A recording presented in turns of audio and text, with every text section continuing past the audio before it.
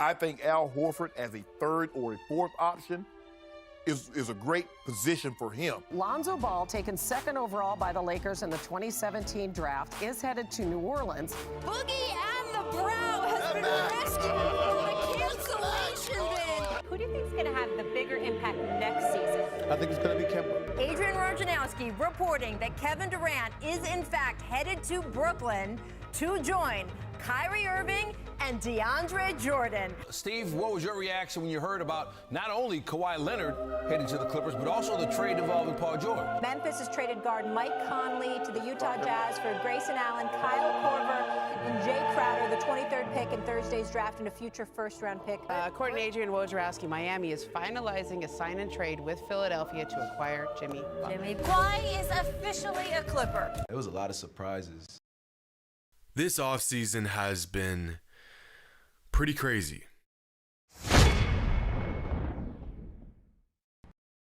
For sports fans, usually the offseason is a time of boringness and reminiscing on the season that passed. It's a sad time. It is a long 4 months. But not this year. This offseason has been one of the craziest in NBA history, with monumental moves taking place seemingly every single day. Superstars moving around like chess pieces, teams becoming championship contenders overnight, dynasties coming to an end, and entirely new eras just beginning. According to one NBA insider, 1/3 of all NBA players were free agents this summer.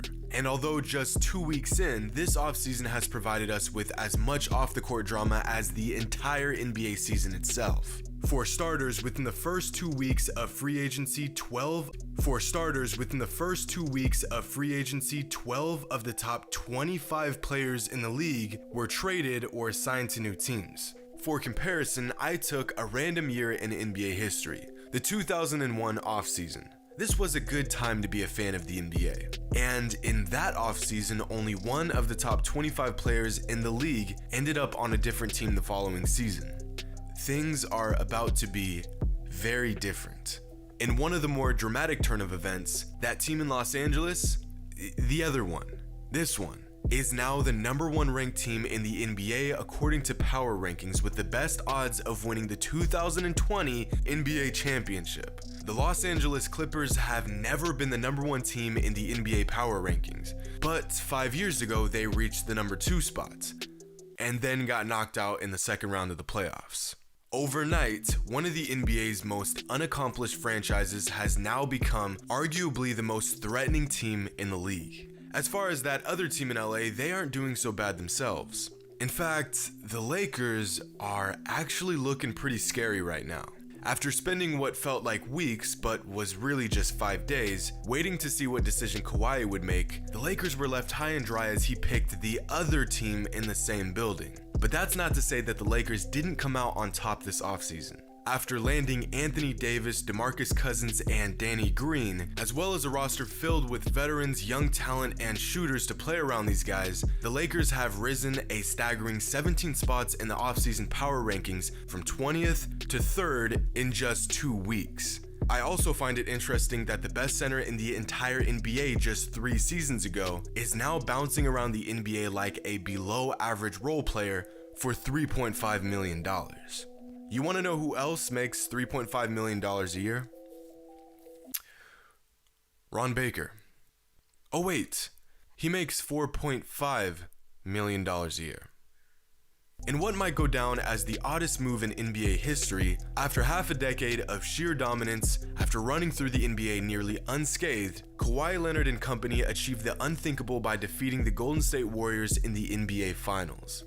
And then he got the Finals MVP trophy and dipped. What it do, baby? Yeah. In a proven system where he doesn't have to go out and put the team on his back, in a culture that respected him and where he could truly revolutionize his legacy, in a franchise where he went 1 for 1 in NBA titles, Kawhi decided it just wasn't for him. But I understand this move. On the other side of things, Russell Westbrook was left high and dry once again. But from the outside looking in, this is beginning to look like a Westbrook problem more than anything else. And even with all the movement going on this free agency period, we have yet to see what Russell Westbrook will do. With reports of him welcoming a trade, this offseason may and more than likely will get even more out of hand. Welp, scratch that. I couldn't even get through recording this audio without a historic trade taking place. Westbrook is now reunited with his former teammate and fellow MVP, and Chris Paul has been sent to OKC, where his career will more than likely quietly dwindle down.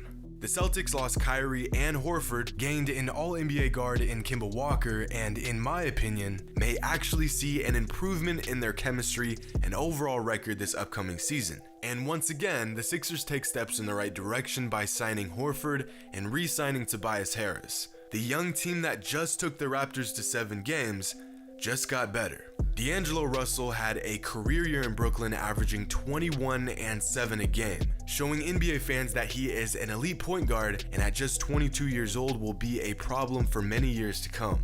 He put together more big moments in the last half of this past season than he did in his first 3 seasons in the league combined.